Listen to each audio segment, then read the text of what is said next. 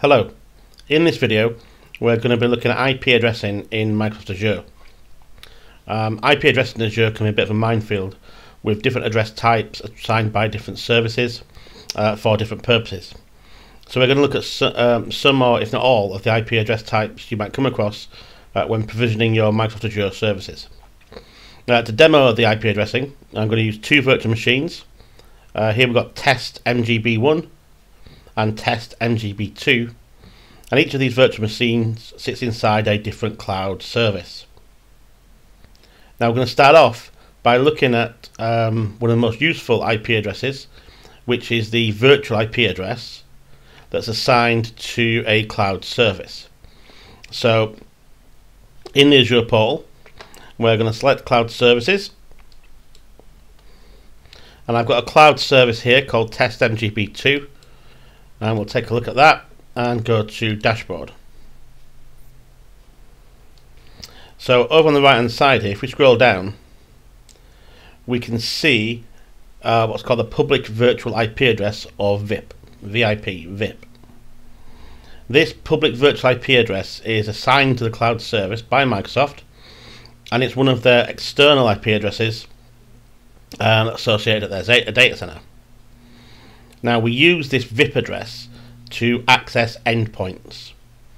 Each virtual machine that we create inside this cloud service has a series of endpoints associated with it that allow us to connect through this virtual IP address to access things like RDP connections, to access PowerShell connections, and for Linux-based machines to access secure shell. And you can see here that with a single virtual machine installed in the cloud service, we can also see the endpoints that virtual machine is using on the screen. So to get to RDP or PowerShell on this virtual machine, we would use a combination of the virtual IP address for the cloud service and the appropriate port number that's been associated for that endpoint.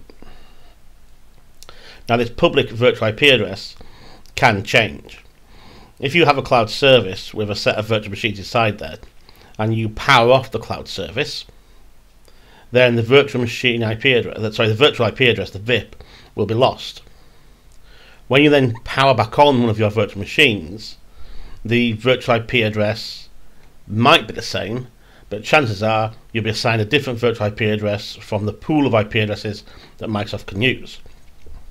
So to illustrate this, what we're going to do is power down this test machine, test MGB2, that exists in this cloud service, and see if our virtual IP address changes. So taking out the virtual IP address here, and what we'll do is we'll go back to our virtual machines, and I'll take test MGB2 and we'll power down and deallocate that machine. So we select test MGB2 and we'll say shut down. Now this is just going to take a minute to shut down and deallocate, after which I'm going to start up the virtual machine again, and we'll see if the virtual IP address has changed. This may take a few minutes, so I'm going to do is pause the video and we'll come back after I've restarted the virtual machine. And we're back. So here we can see that my test MGB2 virtual machine has restarted. So I just shut it down and did an immediate restart. So let's go take a look at the cloud service and see what's happened to that virtual IP address, the VIP. So I'll go back to cloud services, choose the cloud service and go to dashboard.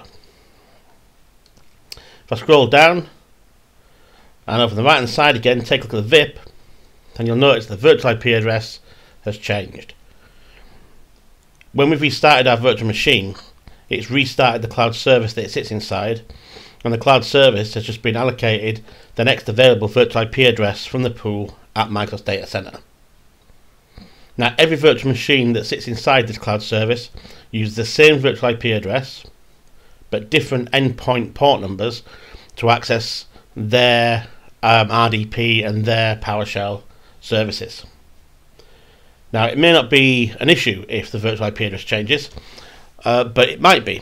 If you've got firewall rules, for example, that filter traffic based on IP address, and you've allowed access to the virtual IP address for your cloud service, but then that IP address changes, then you might have issues. So what we can do is reserve a virtual IP address for our cloud service. Now at present this can only really be done when you create the cloud service, but I'm sure in the future Microsoft will change this so you can reserve IP addresses for existing cloud services as well. In fact, it may be worth checking on Microsoft's website to see if these features have already been added, as Azure features change all the time. But right now, you can only reserve IP addresses for cloud services at creation, and this has to be done through PowerShell. So we'll just leave the Azure portal for a minute and open up the integrated scripting environment.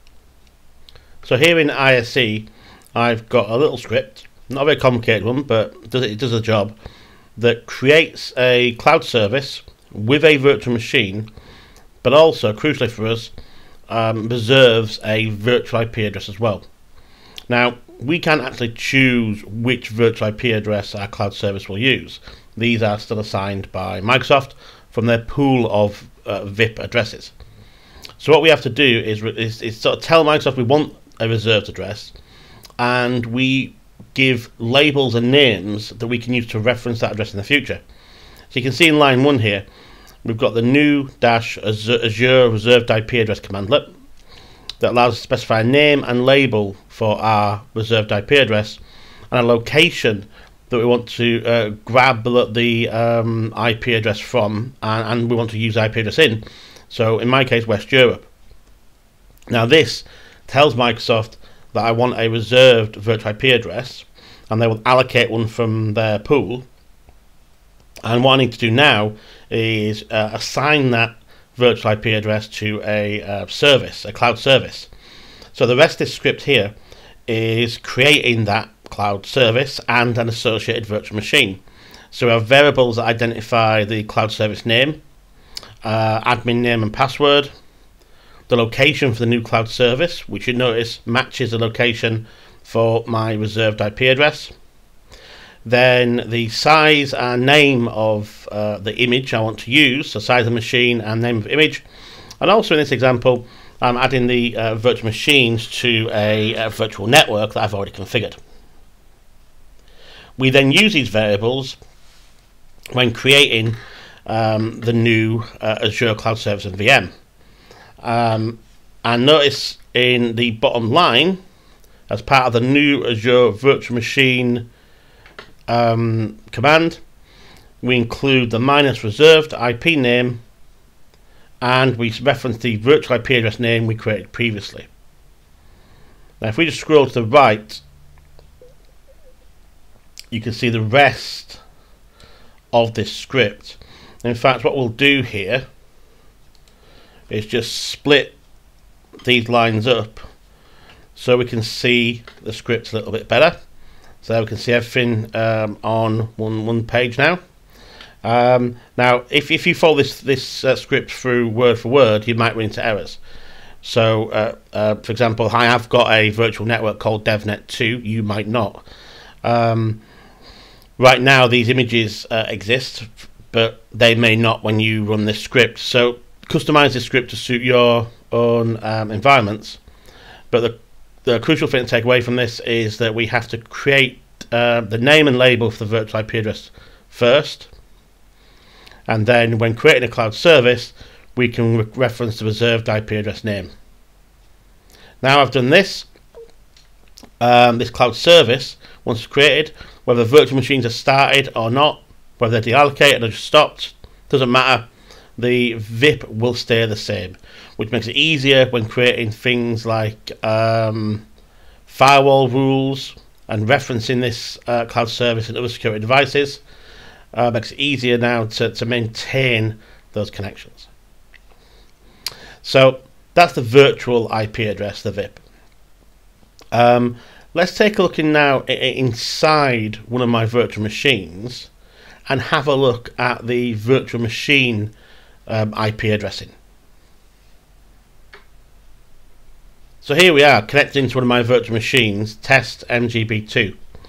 My virtual machine and the cloud service it's in have got the same name, which is a bit unfortunate for this demo. And inside here we've run ipconfig, and we can see the IP4 address of the machine. Now this IP4 address has been assigned by Microsoft. It's been assigned from their West Europe data center, and it's this IP address I'm going to use to communicate on their network, this network. Not only have I got an IPv4 address, but we can also see that I've got a DNS server IP address as well. Now with this IP4 address and this DNS server address, my virtual machine will be able to connect to the internet. So I can use it in Explorer and connect out. So there's two IP addresses associated with this virtual machine really. There's its own address, its virtual machine IP address, and there's also the VIP address that's associated with the cloud service that this machine sits inside. So your RDP traffic, your PowerShell traffic uses the VIP address to connect into this machine, but for this machine to connect to the internet, it uses the IP address that's assigned to the VM itself. So our traffic doesn't go out of the VIP. My internet traffic here goes out through that DNS server and through the default gateway address that's been assigned to this machine. And here you can see the default gateway address as well. Now if you just want a virtual machine for testing, then allowing Microsoft to assign you IP addresses, gateway addresses and DNS server addresses is fine.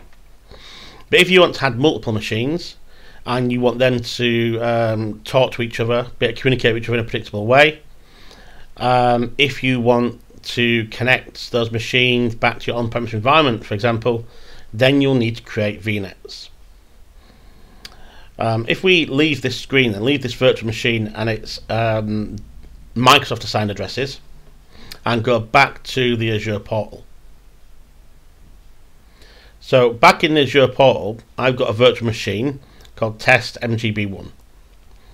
Now this virtual machine is in a different cloud service to the first VM, and this cloud service has been associated with a VNet. Now if on the left hand side, if we scroll down, we can see networks, and you can see that I've got a couple of VNets created. And if I select the VNet and we'll take a look at configure, we can see details of this VNet. So we can see the IP address range it's using and the subnets that it's using as well. Now we're not going to go into details about VNet creation in this video. That's been covered in earlier videos and will be covered again in later videos. But this is the IP address that's been assigned by this VNet. So any machines that you create that are placed inside this VNet should get an IP address from this range. So if we go to my second virtual machine then, so now in the second virtual machine, again we've done ipconfig all, we can see the virtual machine name, we can see the virtual machine IP address as well, 131.107.0.4. So this is one of the IP addresses associated with the VNet that this virtual machine has been installed in. Now, a couple of things here. First of all, my VNet range starts from 131.107.0.1, but yet this machine has picked up number 4. And you will find this when you're creating your VNets. The first 3 IP addresses of any VNet are reserved by Microsoft for use with default gateways. So if we look at this output again, we can see that I've been assigned a default gateway of 131.107.0.1. So what Microsoft do is say, look, if you create a VNet, chances are you're going to want to communicate with other networks. And to do that, we need to create gateways. So they take the first 3 IP addresses and create redundant gateways using those IP addresses, then assign default gateway addresses to machines in your VNet. The other thing we can see down here is a DNS server address. And notice that the DNS server address here does not match an address on my network, on my VNet. So this virtual machine is still using Microsoft's DNS services. Now if you want, you can associate your own DNS servers with your VNets. So if we minimize this virtual machine and go back to our VNet properties, and if we just scroll up, you can see the DNS server address section. Now I don't have a DNS server associated with this VNet, so Microsoft assigned me a DNS address. But if I was to either select an existing DNS server or add details of a new DNS server, then when the virtual machine reboots, it will be given that DNS server address instead. So note down the DNS server address that I've selected, and I'd created that DNS server previously. If I say save here for my VNet configuration, and what I'm going to do is power down my virtual machine, restart it, and we should see now that the DNS server address is replaced with 192.168.1.4. Now again, this might take several minutes, so what I'm going to do is pause the video while I power down that virtual machine, restart it, and sign back in. So I've restarted the virtual machine, reconnected, and run ipconfig all. And here you can see, if we look at the DNS server address now, it's picked up a DNS server address of 192.168.1.4. So it's replaced the Microsoft assigned DNS server address with one that I specified. Now obviously I need to make sure that this IP address points at a DNS server, and this may be another virtual machine in my VNet. It may be in a connected VNet. It may be an on-premise virtual machine or an on-premise machine that's running DNS. But that's the DNS server it's going to use now. We still got the same IP address for this machine, 131.704. Now, something else to be aware of is that we don't really use static IP addressing with virtual machines in Azure. Instead, we create VNets and the IP pools, and the machines pick up addresses from these pools. And if you take a look at the lease information here, and you can see the lease obtained and lease expired, and look at that expiry date. That a date is well into the future. Is that date? So these are our DHCP assigned addresses, but they're assigned for a very, very long time. Now, because they're DHCP assigned, though, it is possible that these addresses might change. So, for example, if I had two virtual machines inside the same VNet, and I was to power this machine down and power the other one up, oops, let's get rid of the action center. If I were to power this machine down and then power the other one up, then the other machine would get the for address. So, in other words, whichever virtual machine is powered up first in the virtual network gets the first IP address, .4. Whichever machine's fired up second gets the second IP address. Now, this might cause problems. Let's say that you've got virtual machines that are domain controllers, that are DNS servers, and you want to have them to have the same IP address whenever they start.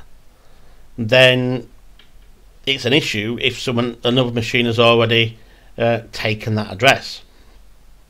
So what we can do is reserve IP addresses for individual virtual machines in the cloud service. And I say reserve, but there is again a note of caution here. We're going to use PowerShell to create these reserved IP addresses. These addresses from my VNet, but they're only a preference. Again, if I was to reserve this address 131.107.04 for this virtual machine, then every time this machine starts up, it will attempt to assign this address. But if the address has already been used, then it can't do that. So if another machine has already claimed this address, then as my machine starts to fire up, it would say, sorry, that address is already in use, we can't start your virtual machine. So right now, although we're going to use PowerShell to say that I want this machine to have this address every time it starts, it's not like creating a reservation on premise where the DHCP server will never give that address out to any other computer. This is more like a preference than a reservation, I would prefer this virtual machine to have this address, but anyone else can use it. So still the order that we start VMs in a cloud service might be important. So let's just go to PowerShell, and again we're going to use the integrated script environment and have a look at a couple of PowerShell commands. So we're back in PowerShell ISE, and we call these addresses static internal IP addresses, and these static internal IP addresses for our virtual machines. Now there's a couple of PowerShell commands we want to use here. First of all, we've got test-azure static VNet IP address, or IP, sorry. Now this commandlet allows us to specify a VNet name and an IP address. And what we're doing there is seeing whether this address is in use or not already. There's no point trying to assign an address to a machine if that address is already in use. So if I want to have if I want a machine to have the .4 address, I would test first of all, see if anyone's using it. If they are, I might pick .5. The second line 40 here, uses the get-azure VM commandlet to identify a specific VM in a cloud service. That is then piped to the set azure static VNet IP commandlet. This commandlet, set-azure static VNet IP, allocates the virtual IP to the VM. Finally, this is piped to update Azure VM, which will update the virtual machine so it uses this IP, and it will actually involve bringing the machine down and back up to associate this IP address. Now again, we must stress that's if this address is available. If this address isn't available, then it can't use it, and it would interfere with the starting of your virtual machine. I'm sure in the future Microsoft will introduce the ability for truly reserved IP addresses, but right now we don't have that capability. So far we've talked about the VIP address associated with the cloud service. We've talked about dynamic addresses assigned by Microsoft, dynamic addresses assigned by your VNet, and here static internal IPs. There's one more IP address that I would like to discuss, and if I scroll up, I have this other command on line 24 here. This is about per instance IP addressing. Per instance IP addresses, or PIPs. Now, a PIP address is a public IP address assigned directly to the virtual machine. Right now, any virtual machine you create is placed in a cloud service, and you can use a cloud service VIP address to connect to that virtual machine. So use the VIP address and connect to the endpoints of a VM. Now the way that it works is that by default all ports are closed down. So through the virtual IP address of the cloud service, you can only connect to the ports that you've explicitly opened up. This per instance IP address then is associated directly with the virtual machine, and it works the other way. All ports are accessible unless you close them down. So it's you must have a firewall and other secure application on there to restrict the type of access. So with this, I could have 10 virtual machines in a cloud service. 9 of them are accessible through the VIP of that cloud service, and the 10th virtual machine can be assigned its own public IP address. Now you pay for these public IP addresses. It's about £1 or $2 per month for these per instance IP addresses, but it means you can reference this IP address separately to access that virtual machine. So we use a get Azure VM commandlet again, piped to the get Azure public IP address, and then update VM.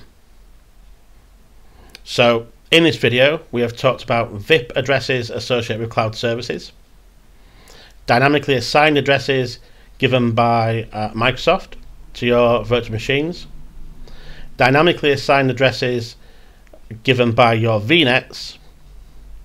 We've talked about static IP configuration for your virtual machines, and finally there we've mentioned per instance IP addresses. Now, there's more information about all this on TechNet, and we'll be using some of these addresses in later videos to give you examples of communicating with your virtual machines. Thank you.